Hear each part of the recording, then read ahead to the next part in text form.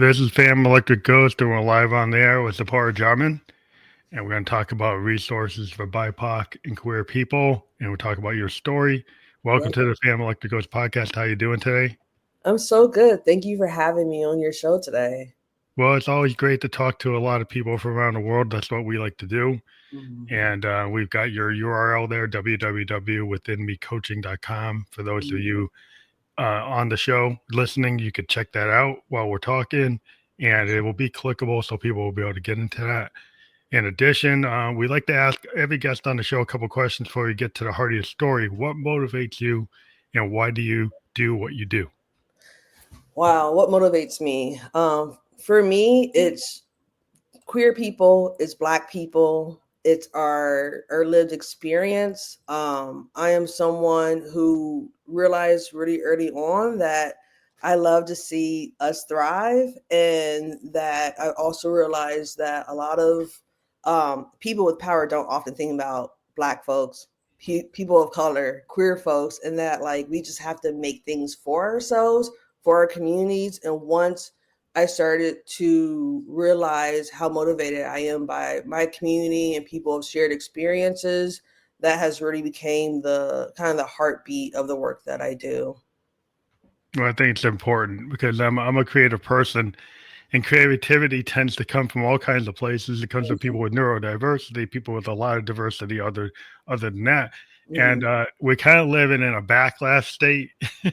But yes. Like I'm a child of the '70s, Hmm. so I thought we had things worked out. Yeah. And now we've got like some folks that want to don't seem to have learned the lessons of the '40s. Wow, that's so true. Yeah. And it's really striking that to me, I'm in tech. Like in Mhm. my day job, I'm in tech, and Mhm. I am so amazed by the lack of diversity, Yeah. and then the mindset in a world that's like I spent a lot of time trying to get to, like, pure logic, kind Yeah. of like watching Spock on Star Trek, right? Mhm. Mhm. And the idea that logic would be illogical to do. It's kind of like Yeah. when you watch Star Trek, you see Gene Roddenberry used to make statements through Mhm. Star Trek talking about like racism by using Spock as like Yeah. a step in, right? Mhm. And people were talking about his green blood and saying all kinds of things. And Yeah. the science fiction was like that. Rod Serling did Yeah. things like the monsters on Maple Street. He used to Mhm. interject morality with science fiction. Yeah, I mean, that makes me think of X-Men.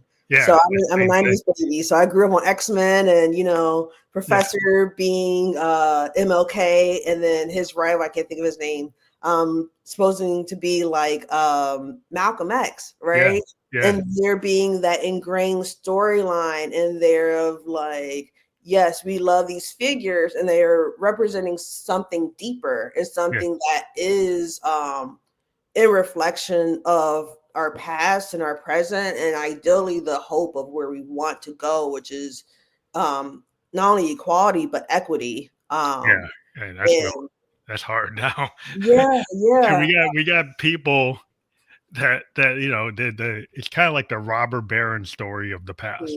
Like if Yeah, you don't know your history, you repeat it. yeah, But robber absolutely. barons were kind of this thing, right? And this idea, and I'll dump in another idea like Calvinism, right? There's this idea Mm-hmm. that if you were rich, you were closer to God, and anything you decided was like the law. Mm-hmm.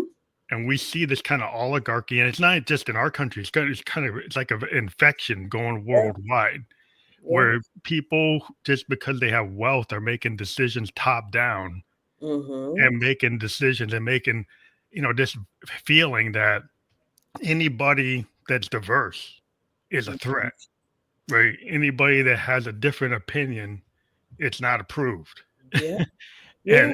and it must be hard for young people today because like I grew up in the '70s and my father was like getting the benefit of affirmative action.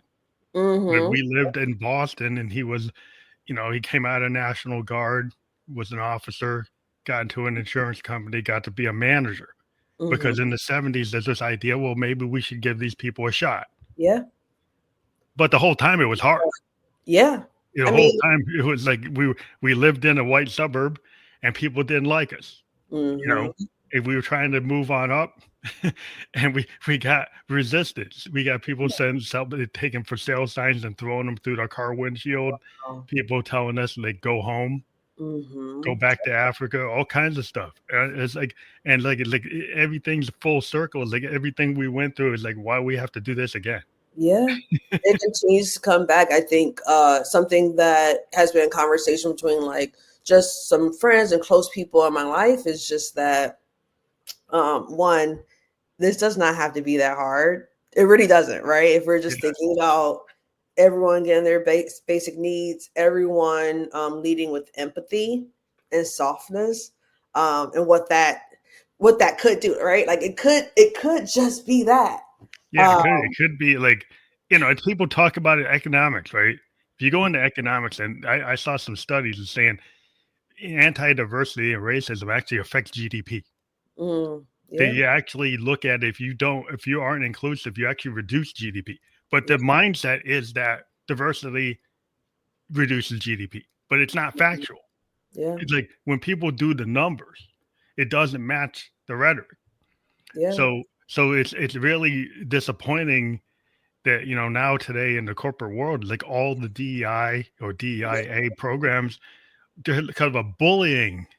It's like Mm-hmm. are being reduced, and it wasn't a massive mandate. Mm-hmm. We're not talking It about wasn't 70% mandate that correct. suddenly, like, so if you're a corporate citizen, you didn't even have a massive mandate and you just threw it out. Yep. So what does that tell you?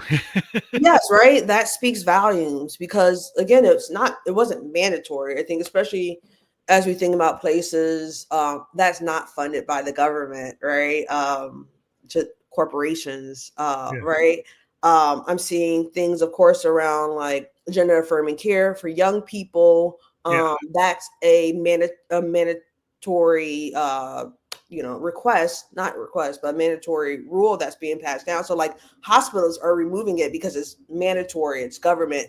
But the private companies, corporations who's doing it, that also just shows that they never really yeah. wanted 'Cause why? to. Yeah, if you're not getting federal money, you don't have to do Mhm. that, right? Exactly. So the thing is, it's like a bullying. It's like you're seeing the bullies. Like I grew up with the bullies in high school Hmm.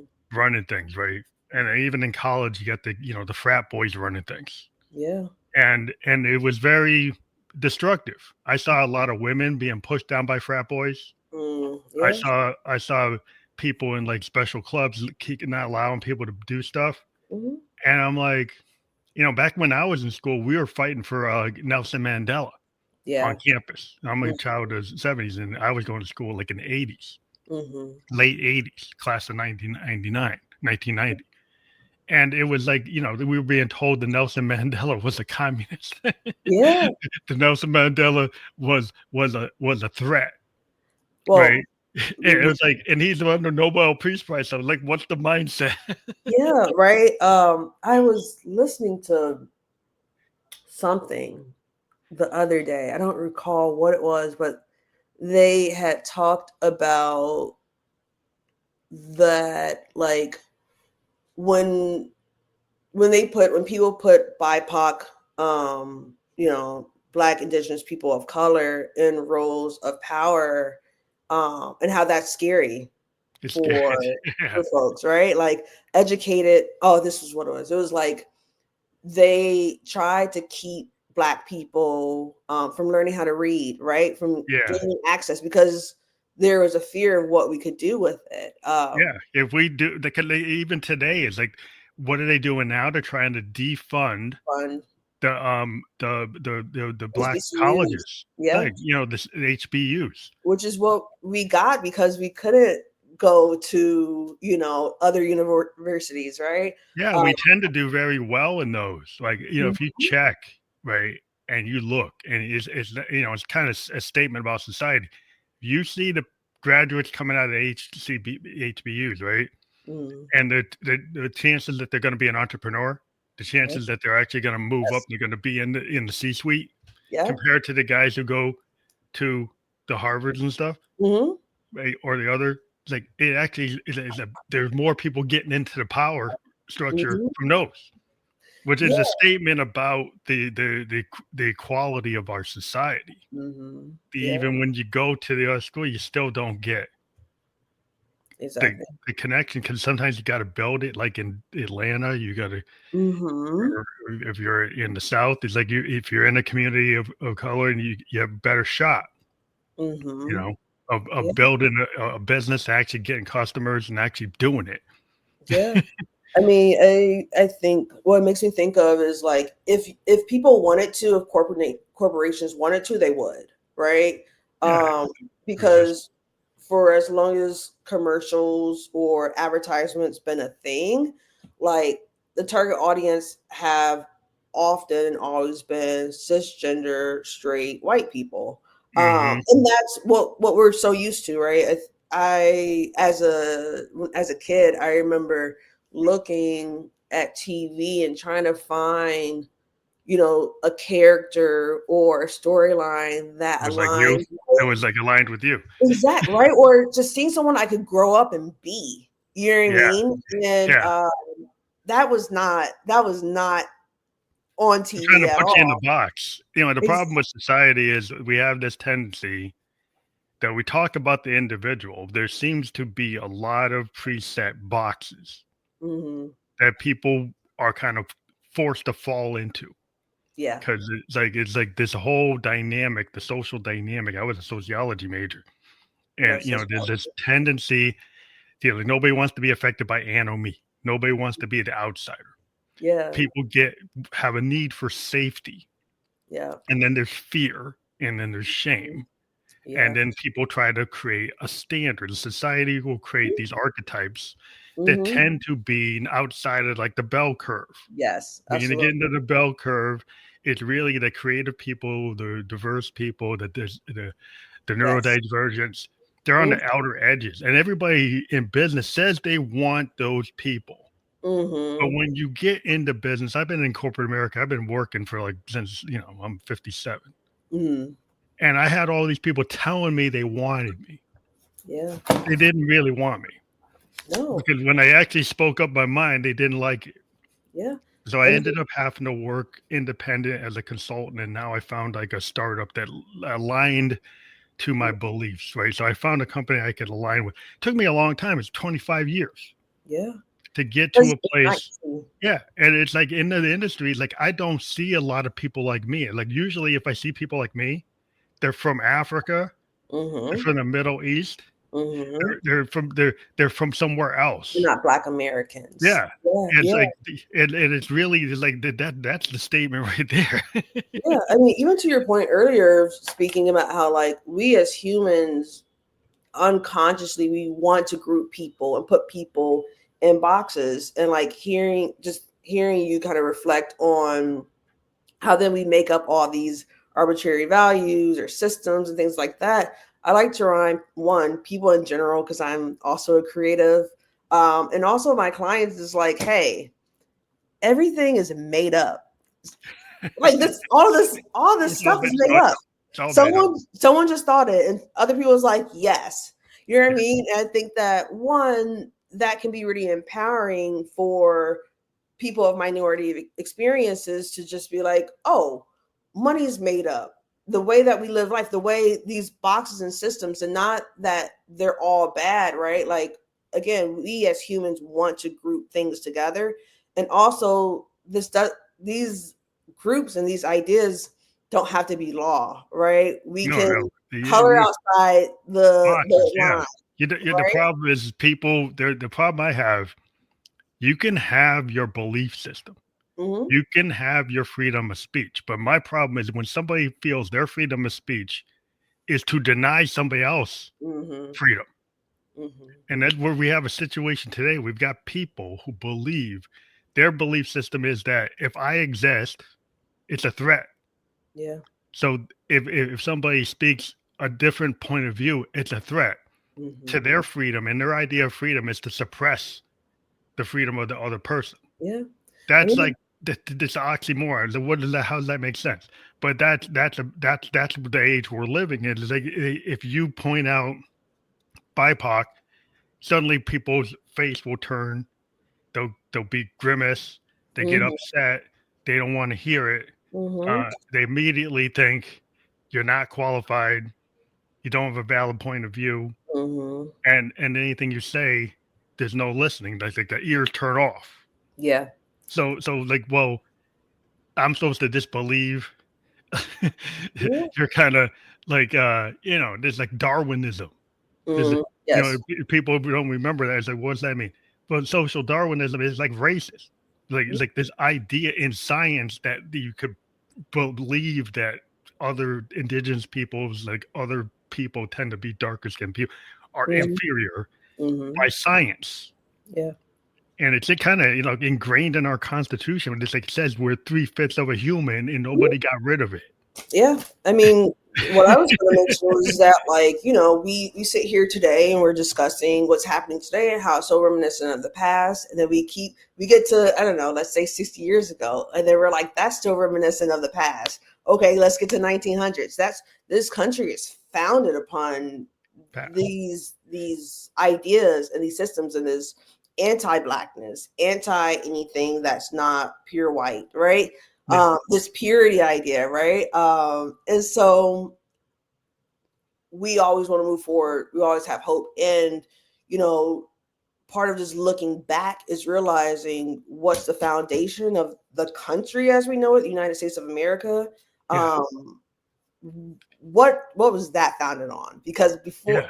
That's why they don't like critical race theory. That's why they don't like those things, right? Like addressing the foundation, because we can make a pretty house, but if it's on unstable land or if it's on, well, and the problem is, like, when you get to the founders and you want to put them on Mount Rushmore, you want to act like they're Greek gods, and that's fine. That's what you want to do. But when they actually had slaves, yeah. so then they're talking about the Declaration of Independence. They're talking about these big ideas. Mm-hmm. And I read de Tocqueville, and I was a dual major. I was a political science major and sociology major. Mm-hmm. I read like de Tocqueville. I read the Federalist Papers. I read the Constitution. I read all that stuff. Mm-hmm. I understand it. I read about the structure of Greece and the Roman Empire, and looking at Eritrea, looking at all these different empires. Mm-hmm. Like, but the fact is like they don't want to tell the truth. Yeah. Like when you don't tell the full story, Mm-hmm. right? When you don't reveal that the North, right, that insurance companies had policies on slaves like they were a tractor. Thanks too. You don't tell the truth because, like, that's not a lie. You can go find it. You can go look in a repository if you look for it and find the documents. Yeah, absolutely. You just don't like it if I actually show you the document. Exactly. Something that I think about, especially around this time, is like, we as people who don't have the power that other people and entities, systems have, or what's the word? But just like different people or corporations have, like, what would we do with power? What would I do with power? Right? Yeah. And I know my answer. Though we look at, people like our current president and that administration, and you see what they do with power, right? I do like to, in theory, be of the mind that everyone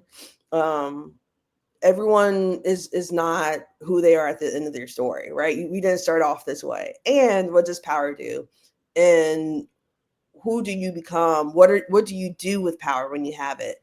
And I feel like that's a huge, almost divider. It's like you see, like, the power I have as, a Black person from Chicago, a queer person who do a lot of things in my community.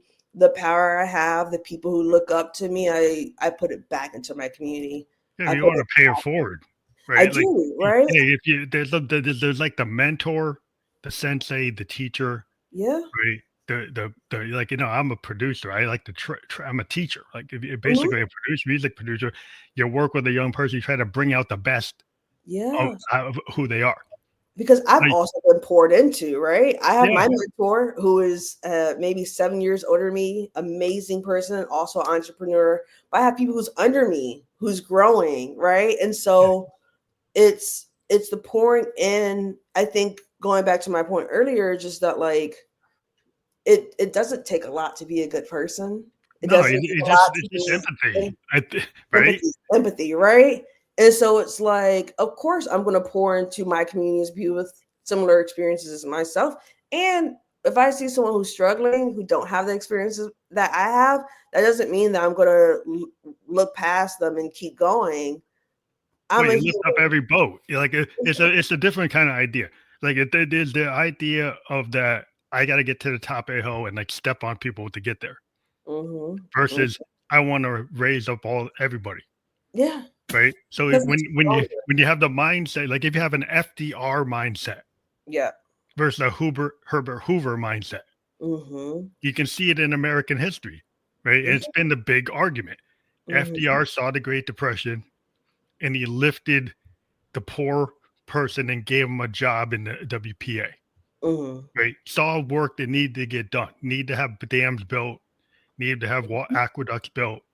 Instead of having people just starve to death, Mm-hmm. decided he would help people, Yeah. decided he would create like, a system to like basic social security so people wouldn't end up having nothing when they were old. Mm-hmm. That it wasn't just to Yeah. just let the rich be rich and let the poor be poor. There Mm-hmm. was an idea. And there's been this dynamic that's like, oh, that's wrong because you should just let people fall on their face. Mm-hmm. Like, yeah, like really, like it's the same people who go to a church. Did Jesus say you should just fall on your face? Mm-hmm. Didn't know Really? Did he really mean that you should hate your neighbor? that. Mm-hmm. And you Mm-hmm. see the confluence of people, some people having this idea there's a vengeful God or something Mm-hmm. instead of a God that wants to like lift every boat. Like, where'd that come from? Yeah. And I think, like, to your point of like not stepping on people, we're stronger together. And it's such a generic thing to say, but it's not incorrect. I'm definitely someone of the mind of.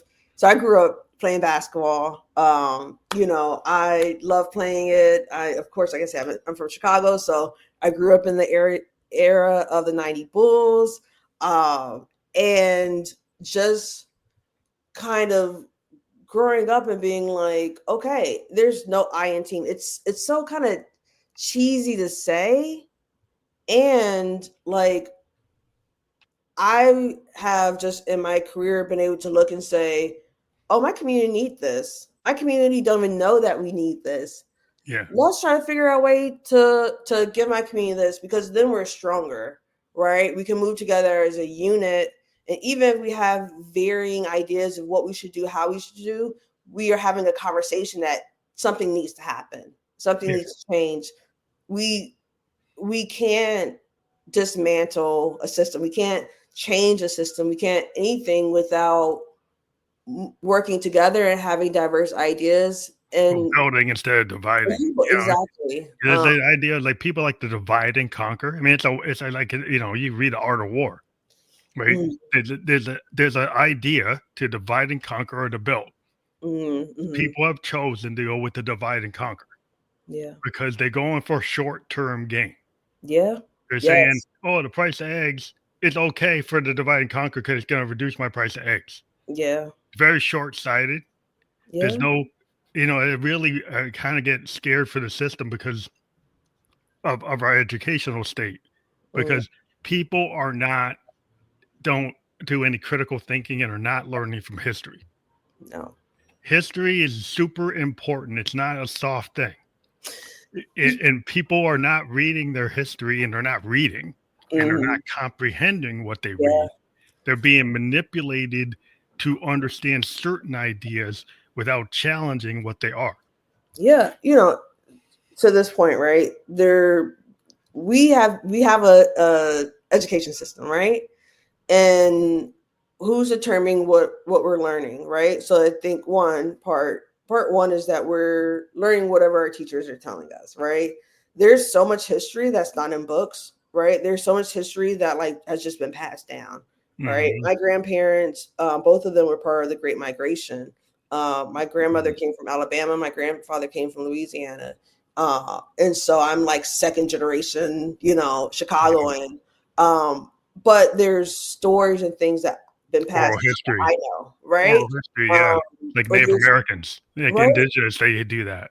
exactly. And so like there's that, and then also to your other point is like questioning, asking questions, and then seeking your own education, right? Because I went to a great high school, I went to art college, and like I know things, yes, but also there's a hell of a lot of things that I've learned as an adult that Yeah. has happened in this country on this planet that was not in my history books, It's not in not there. in I my mean, well, sociology class. I had to take some courses. I had a professor from the University of Chicago. I went to Bowdoin in Mhm. Maine, and it was a black professor from the University of Chicago, and he taught me all about, you know, SNCC, and he taught me Yes. about the Panthers and taught me Mhm. about, like, Dr. King's Mhm. deeper speeches, like the ones about the economy, the ones Mhm. about the Vietnam War, the ones that they don't show you, Yeah. right?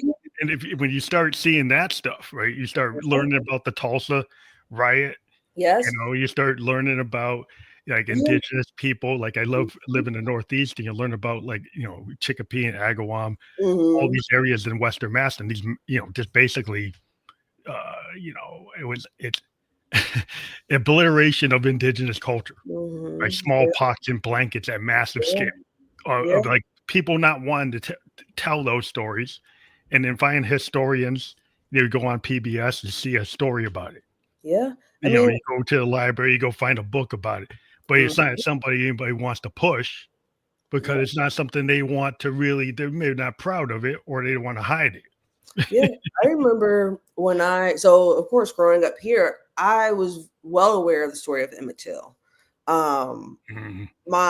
the church I grew up in, my pastor, he used to speak about when he was a kid, he went to the service. You went to Um, a service. Oh wow, yeah. though when I lived in Vegas for a bit for college, and no one ever heard of him. I remember living in Atlanta and nobody ever heard of him. They lost it. Right? They lost the whole story.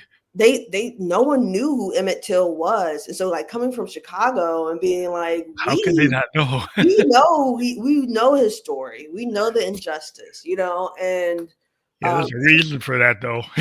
there's a reason, right? So like going to the point of like, yes, we get education and that education is valid. There's value there, and there's value in other types of education, the oral education and history we get from our family, our ancestors, Grandparents, yeah. and then just doing your own research, right? Like again, everything is made up.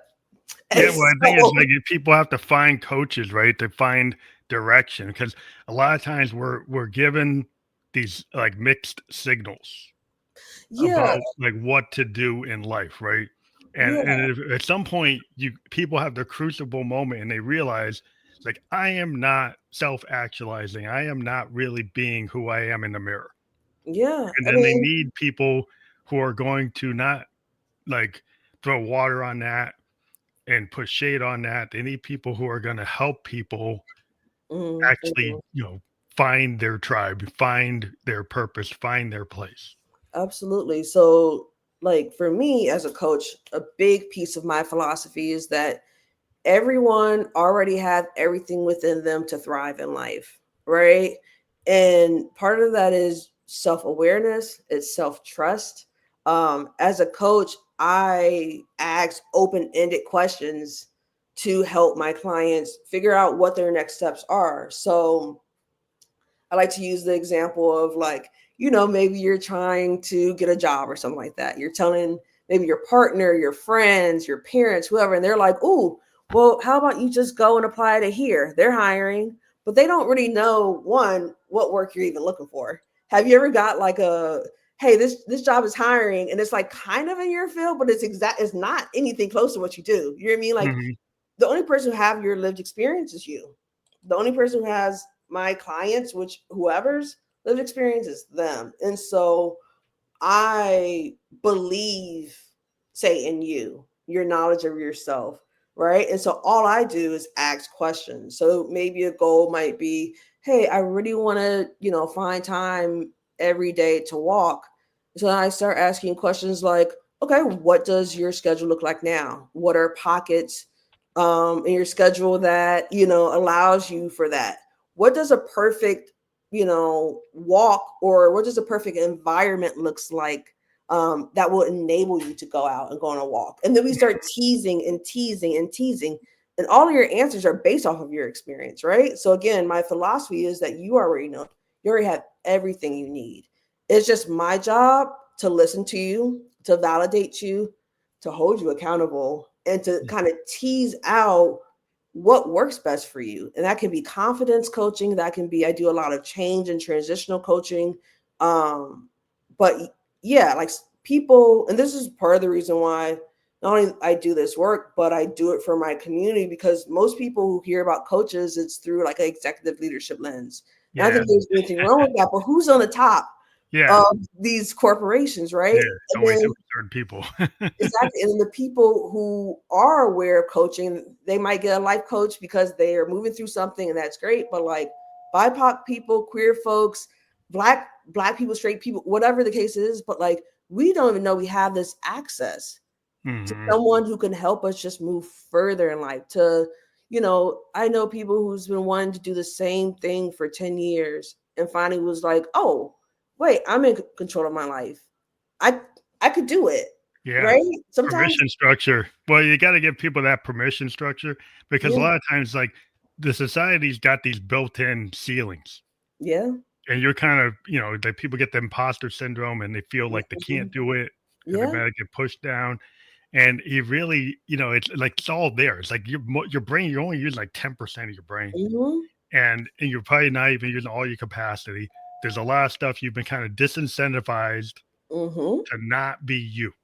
You've absolutely. been told to just be, you know, Just be easy. yeah, like the melting pot. What is the Yeah, melting pot? The yeah, melting pot suggests that you should just everything that's individual aside. about you should just get just melted away. Mhm, mhm. I remember when I was younger, I mean, maybe you could tell if I was the kid who was like, that doesn't make sense, why? Or whatever the case may be, but or just very defiant and being like, I am who I am, and people are gonna love it or not, right? Mhm. And I remember being maybe in my early 20s looking for a job, and my mom would just be like, oh, how about you just go back to this retail job? Or how about you don't make a fuss, just be easy. How Just about be easy. you dress in a way that is more comfortable for people so that you can get a job, right? And not really, and I understand that like my mom's generation especially grew up in a way that they were like, get a good job, sit in there for 30, 40 years, retire with a great pension. Yeah. Like my generation, or me, I'll speak for myself, I'm like, I want to have joy. I want to have fulfillment. And if that means me suffering a little bit or Yeah, for it's a a little while more yeah, there, it's like it's you're pushing it on the envelope, where I think mm-hmm, our other generation was just so they wanted to get their foot in the door of this structure, but the mm-hmm. structure was really the other person's structure, Yeah, and right? And we were kind of there's told to like the mhm, majority structure, when yeah, it's like, really, were we really ever really gonna be part of that? mhm, Should we be more in line with who we really are? And then if you have joy, like you're saying, if you actually can be happy with what you're doing majority of the time instead of just being in mhm, the box to make the yeah, minimum to pay the mortgage, mhm. like maybe that you have a more satisfying life. Yeah, and I think that people don't realize that they can, or it seems hard, right? Again, to your point of the structures that tell us we can't, right? And respect to my parents and the generations before me, my ancestors, because I do believe that I stand on the shoulders of every black person who's ever had their feet in the soil of this land. I know that, right? So Mhm. as I do state that like my parents had to just find a good job, like that was the opportunity, and that's what was thought to be what they should do. And like I am of the mind of like, I look, my mom used to say to me when I was a kid, you came into this world alone and you're going to leave alone. And something that I took away from that was, oh, so all of my happiness and joy depends on me. Yeah, that's a What good do way to I look at need it. to do to get there? Right? What do I need to do And then I started seeing these imaginary ceilings. I'm like, who What is made that? that up? Who did that? Like you can just break through it because like a lot of times it's like my pop stayed in the same job for 25 years. Hmm. I've had like I don't know 10 employers. You Hmm. know, it's like my generation is like we decided to buck. Yeah. But, you know, if I look at my uncle, my pop, Hmm. everybody like his brothers, they all stayed in jobs like 20, 25, 30 years. That Yeah. was the thing. But the Hmm. world has changed that you can't even do that. Right? The corporate, you could try to So do that and you get laid off. that's Like true. so you what is better to do is like align to where you actually fit in the Yeah. world, right? Then Yeah. and that might be a hard thing because it's hard to find out where your tribe is, like where where you can resonate, where Hmm. you can actually have a difference. Like if you're in the meeting and every time you put up an idea, they say they never take your idea. Like, well, baby, you're not aligned. Yeah. You need to go into the meeting where if you say an idea, it gets put up on the chalkboard, gets sent down to, and it actually Mhm. gets developed and you move up the ranks. Then you know you're doing the right place. Yes. If you're I. not, if you can't have any effect, boy, Mhm. what is it? Yeah. I mean, it makes me think of so my background. It's so interesting when I think about it this way, but I went into school for graphic design. So my background is in graphic design, media marketing, all of that. And one of biggest, the most valuable tools that I took away from that experience was the power of critiquing artwork because it makes you better, right? Mhm. And so even just thinking about one, any movement, there needs to be different ideas. There needs to be value of everyone's ideas. And then we can look at it and we can say, hey, how about we do this instead of this? How about we, whatever the case may be, but critiquing and one valuing ideas and then coming together to look at those ideas and push them forward, like can change things. So I'm thinking, especially around like protests or people who do a lot of social justice work, right? It's not just the people protesting on the lines, right? We have policy people, right? We have Mhm. people who is at the protest with water and snacks, right? We Yeah, have attorneys, we have people in our Senate, right? people who can actually affect Just change. Yeah, it's more than just one person. We all have a team. place in Yeah. everything that's happening here. Well, yeah, it's a team kind of thing. It's like as a musician, like you got the whole band. Yeah. You can have a top-down band leader, and then nobody really likes being in the band. Yeah. Like, because if you don't if you never listen to a bass player and you just tell him what to play, Yeah. eventually he's probably gonna leave because he's getting tired of it, right? Because Hmm. like you want to feel that your input is valued. Absolutely. You want to Absolutely. feel that it's actually got something to say. And if you can, I'm on a sports team. It's like if you get a guy that never gets to get off the bench, Yeah. he never gets to Wow. actually be on the field. Eventually, he's Mhm. gonna say, "Well, this ain't the right team." Yeah. Yeah, because That's that true. ain't working. That's true. And again, I think the bigger conversation, at least that I'm feeling, is just that like we need to empower people and encourage people and validate them and celebrate them, right? Like as a coach, those are the four things I make sure I'm always doing. And not because it's a checkbox, but because Yeah, I believe in the individual I'm speaking to, right? I believe, say, in you, right? And doing those things, to your point, if I'm not getting the validation at work, if I'm not, if I see the ceiling and everyone's saying, yeah, the ceiling's there, you're never gonna get anywhere, you start to believe that, right? Like yeah. whole communities see a ceiling and are broken down because what everyone else has told Yeah. them or put on them. No, um you just phone it in. Like if you get a whole group think of yeah. everybody feeling that they can't do anything, they Yeah. get stagnation. Yeah. And human beings aren't built to be in stagnation. No. Like we're not built to be that way. Now, there might be some folks that want us to be in that Mm-hmm. situation because it's like advantageous to them.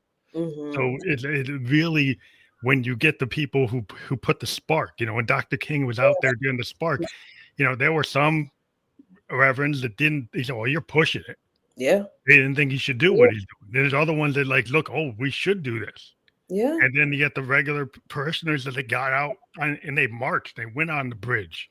They went Hmm. to here. They went to the lunch counter. They went and did the stuff. It takes courage. It takes It's harder courage to to do do that. that because it's like it's easier to sit there and say, well, we can pray about it, but you can pray, but you also have to act. Act.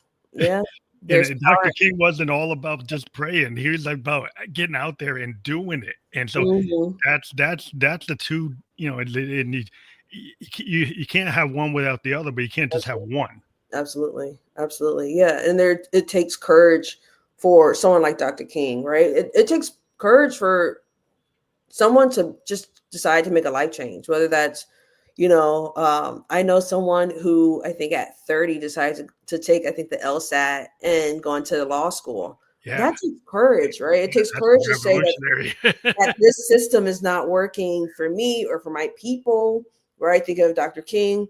Hey, we need a, I don't know what it is, but we need to Yeah, do change some some things, right? reset. Yeah, There's reset. courage for someone to speak out. There's courage that is needed to take action. And even if that's just in your own life, like I do a lot of confidence coaching.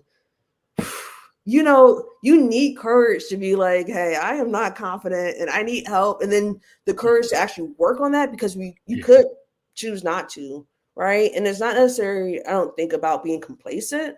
I think it might, to our point, be closer to like, what are the things that this person have been told or this person have taken and held on to that tells them that they're not worthy of X, yeah. Y, Well, and Z. sometimes it's safer. It's fear and safety. Like Mhm. people are fearful of the thing they haven't done, right? Or Mhm. the place where they're like could tread water. Mhm. You might drown, right? So Yeah. if you do something you're not fully comfortable with, you're not going to be fully competent. The problem with our society, it feels like you can only do something if you're an expert.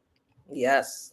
That's the wrong way to look at it. To me, it's like I am a big believer in the happy accident and actually doing the work. Mhm. And Mhm. doing the work means like if I'm a musician, like I might work on a song and have 100 versions of it, Mhm. right? And it just keeps on evolving. And every Yeah. one of those versions, I'm not gonna say they all terrible. It's like it's a step on the ladder that got me to the final version. I'm not Absolutely. gonna minimize every step in that ladder. And people minimize their Yeah. wins. You can have a little win, but if you Mhm. look at it always as a loss, Yeah. then you get discouraged and you don't move forward. Yeah, I think that something that is very apparent to me is that people see themselves through a different lens than they see other people. One of my favorite things to do with a client who might be not really showing up for themselves. So something I might do is for my clients, I always write up notes of the session. I send it to them afterwards. And Mhm. the great thing about that is that I have all these quotes that someone's saying. And so what I'll say is I'll say, hey, I'm going to read a few things back to you and you let me know what you're hearing. Because if I'm saying to you, I really want to show up for myself more. Oh, but I put my needs aside to do this. I put my needs aside to do that. And maybe as I'm speaking it, it doesn't seem like a big deal, but then to hear someone else repeat those same words to you, you hear it differently. Yeah, And then you're like, "Oh, wait, I'm not putting myself first. yeah, What do I need to do to yeah, change?" And then yeah, I ask my client, "Okay, so what do you need to do to change?" Right? We're in our head, right? We're yeah. so in our body and in this almost Tunnel blind vision. You thing, get the tunnel vision. right? Yeah, yeah, And it's like sometimes you just need someone to say exactly what you said back to you.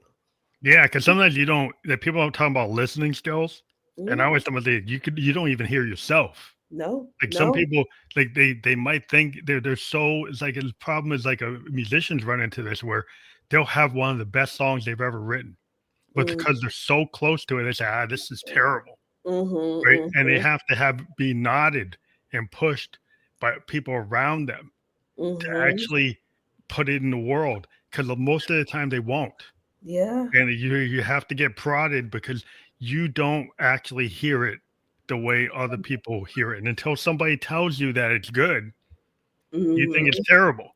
Yeah. The So it's power like, of celebration. The yeah, power of celebration.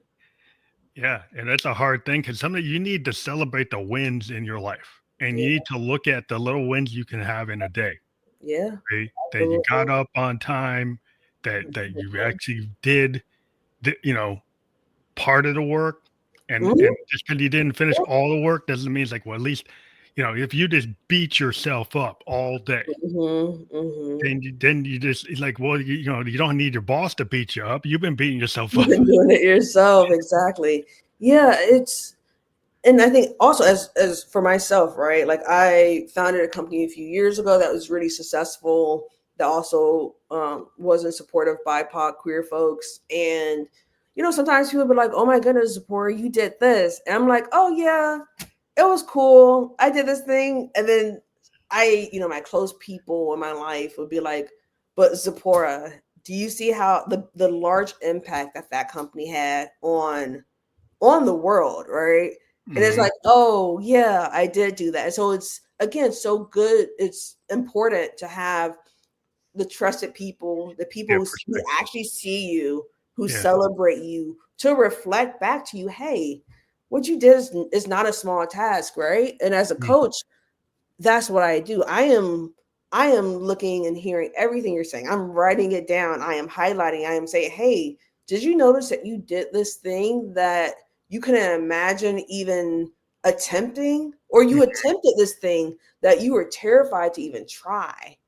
Yeah. That's big. What does that feel like to like push through that barrier, right? And then people are like, "Oh, I did something. You're right." Mhm. I'm like, "All right, let's clap it up. You did that." Yeah, You lesson like know? a lesson learned. The big lessons learned in life are that you have to appreciate, like, moments in your life, and not be like into just resentments and hold on to past Mhm, mistakes. Like, if you take something and you learn from it, and mhm, you move to the next phase, and mhm, you have things that happen that were maybe tragedies or bad things happen, but if you are able to process yeah, and then you can take, as an artist, we take a lot of the bad things mhm, and we turn them into art, yeah, right? And so we learn how to kind of be the catharsis of the art process is like mhm, a therapy. It's therapeutic.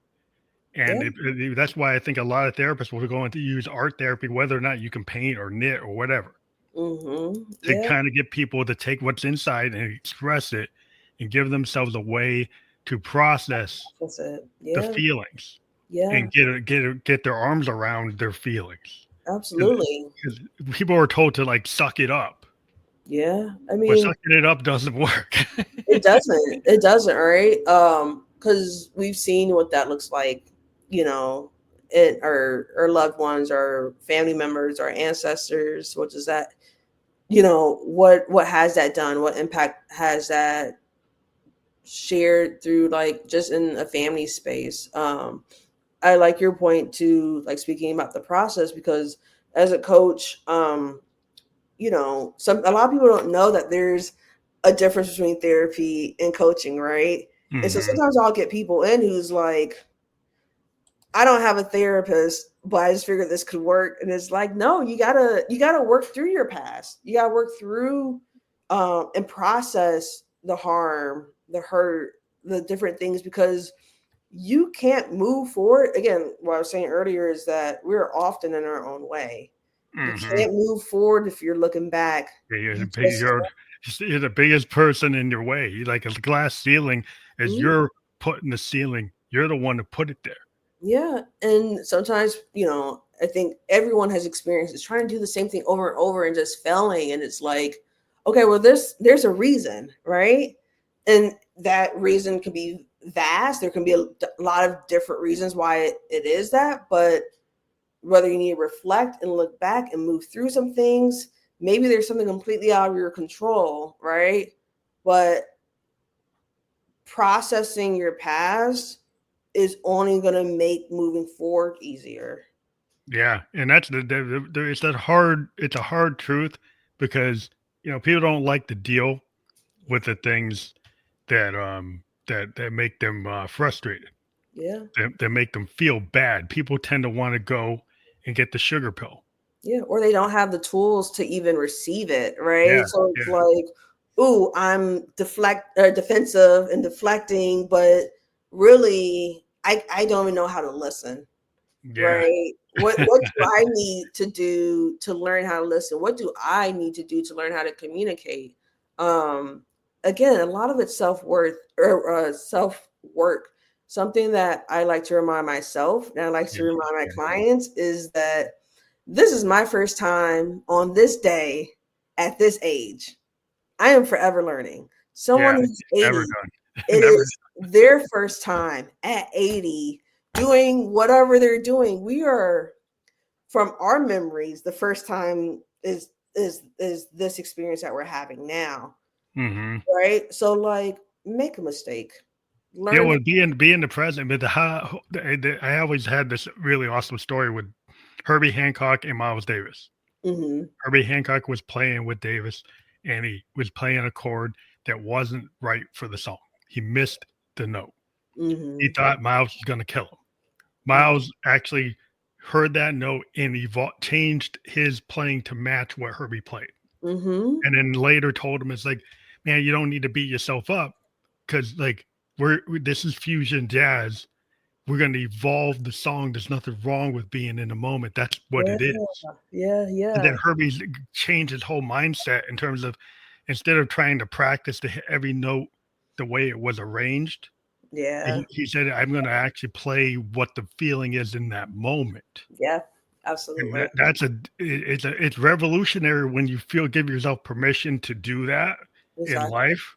You can open up a lot. Yeah, absolutely. It's so funny that you mentioned that. So I, the last 2 years, have been learning how to play the drums. I've always wanted to learn how to play an instrument. And I, a few months ago, switched instructors. I felt like I was really stagnant with that instructor. I'm like, I'm paying this money. I need to, get to where I want to be. And something that I feel like is really powerful. And this is almost exactly what you're saying. My instructor now has taught me how, yes, to play, maybe the basic groove of the song, but to learn what the essence is. So that, like, Mhm. okay, say I missed the 16th note or I missed something on the snare, I can still keep the Recover. Yeah, you essence, can the still go. ambiance of it versus just being like 1 and 2 and 3 and 4 and 1. You know what I mean? Like Yeah, it's if it's you like, listen to the great Motown drummers, they're not totally in time, right? no. They're actually taking advantage of the fills and micro timing a little off, but it's like it is kind of like a painter that Mhm. puts something down. It's like in that moment, once you put it down, it's down. Yeah, You it have to is. kind of understand it's like that paintbrush, it's like a sound painting. Once it's down, it's down. If you keep Exactly. on obsessing about what you just put down, you Mhm. can't be where you need to be. The Like, power of letting go, yeah. right? The power of just saying what is has been and what can I do in my future to just to meet myself where I want to be, right? Mhm. Whether that's playing an instrument. Again, like I said, I'm 2 years in. I am learning a lot. Am Yeah. I there?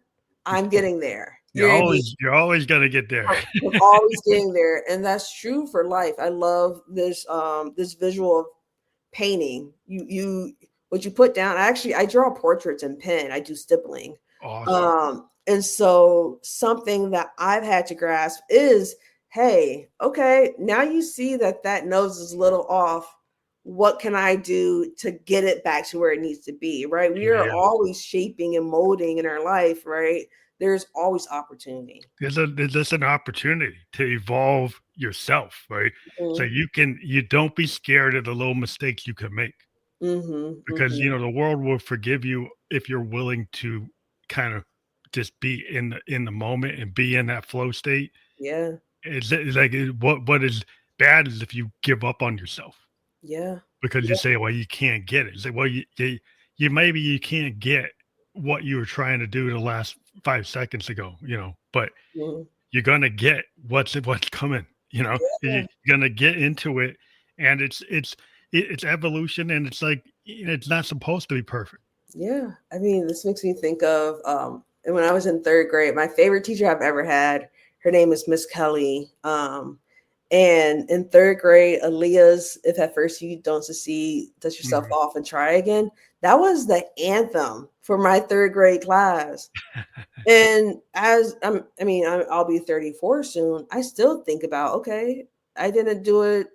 I didn't do what I thought I was going to do, but I know what I have in me, and I Mhm. know what I can do. And so let me just go ahead, dust it off, and let's Yep. go again. I do that when I'm working on a fill right now for maps for the yeahs, Mhm. Yeah. and I'm gonna keep trying, right? If Yeah. that's my business or my personal life, at the end of the day, it's me, and I'm in charge of my destiny, my journey, my happiness, and I'm also an action based person. If you cannot tell, so Yeah. I'm Yeah. always trying to figure out what do I need to get to where I want to be. I think it's cool that you pay that forward with the people you work with, into the community, Mhm. and community really we have to really dive into our own resources, which are other people. Yeah, Like if you try to be out there being an island, you're gonna have problems. It's like yeah, you're gonna have people are gonna have to lean into each other in these times. yeah, And it's kind of like we've always had to deal with hard times in the US. Yeah, the African American experience has always been a hard time. yeah. But it's not that we didn't have good times. We invented jazz, we Oh, invented absolutely. bebop, we invented hip hop, we Yes. invented all these things. And in the middle of all those things, right, things were bad will happen, Hmm. right? But we've always been able to take whatever they gave us, right, and turn it into lemonade, Beauty. Yes. Yes. turn it into champagne. He's like we've been able to do it. So I Even don't the think power of we're gonna continue to do it.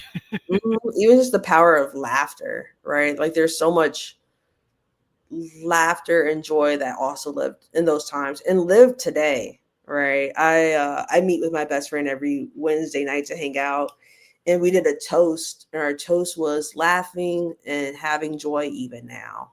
Mhm.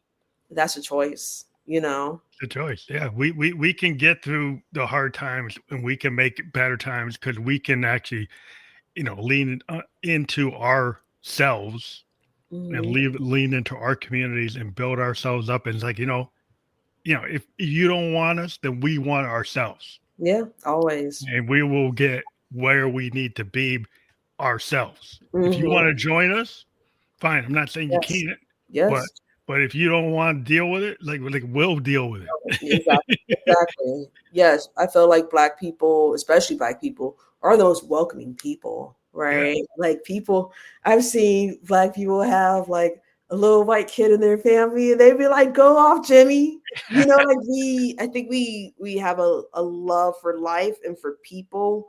And so yes, even in the midst of struggle or trials and tribulations, there's joy, there's laughter, there's art, there's creativity. Um, and though we are always in a place where we have to look back, we're always hopeful, and moving forward and trying to find joy and get into, a place that is better. Again, I stand on the shoulders of my ancestors. I know there are people climbing up my back right now, getting ready to stand on my shoulders. And that's Well, the there's a beauty lot of of work to do for our BIPOC brothers and sisters because we really are feeling the weight of some people trying to just erase us. But you say you can't. You can go to a website and get rid of somebody's it. Yeah. acronym, right, Mhm. on the website.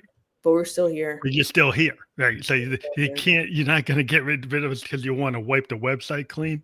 Like Mhm. that doesn't work. It's We like still exist. we're gonna get through that.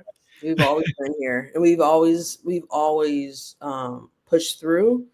And at the end of the day, we've made a lot of change happen, and that doesn't stop today. That Mhm. didn't start on January 20th.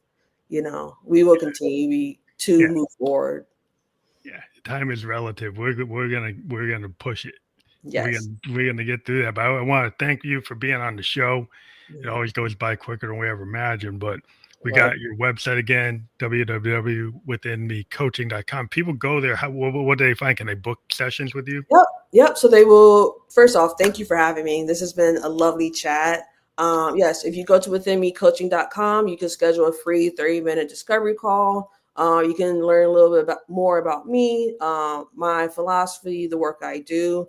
And yeah, even my pricing plans are on there, which are accessible. I work primarily with BIPOC and queer folks. So yeah, I look forward to meeting new people through them clicking and getting their discovery calls. But yeah, they can go there or they can go on my Instagram, which is also Within Me Coaching. That's awesome. Now, I want to let people know that's fully clickable on all the podcast platforms that we're on. Right now, we've been on Facebook, LinkedIn, and YouTube.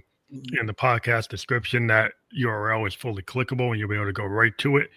We will be on all the other podcast platforms where you can listen to or watch a podcast by later today. I want to thank you for being on the show today.